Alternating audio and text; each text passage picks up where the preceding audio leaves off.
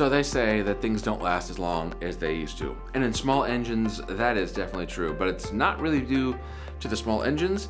It's due to the gasoline we're putting in the small engines.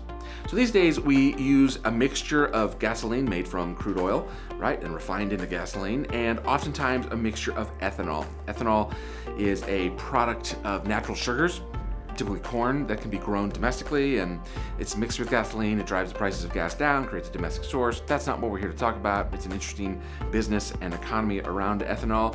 But the important thing to you is your car, when you put ethanol in your car, is computerized. There's all sorts of computer systems inside your car, and it knows, oh, okay, based on the burning rate of this particular fuel, how to change up the timing of the combustion to save the engine.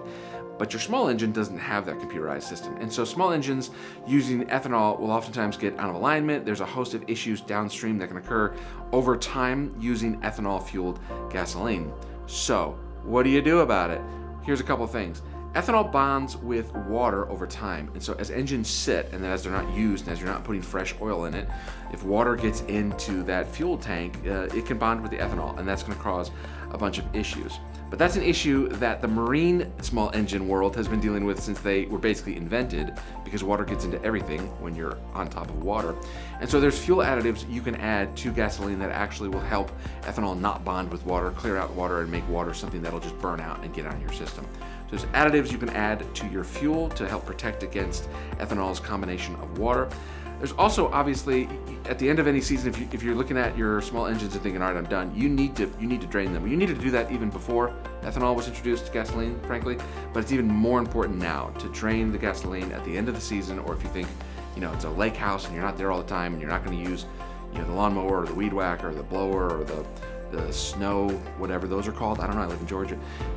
Then you drain the oil, you drain the gas, and then when it's ready to use, you put fresh gas in it. That's a smart move to do, and that protects against some of ethanol's other issues as well. And then, learn to clean your carburetor and your filters. Those things will eventually get clogged, and you can clean those out, and that'll extend your small engine life as well. So the best thing you can do, quite frankly, is buy purely unleaded, non-ethanol fuel. And you're only buying usually a gallon, maybe 5 gallons at a time if you're using a little, so it's not that expensive. It's, 30, 45, 50 cents more per gallon, but that gallon's gonna last you, a third of a season. So that extra 30, 40 cents will definitely be made back in the protection of your small engine from the causes and issues that come along with ethanol. So it's just a feature of modern life.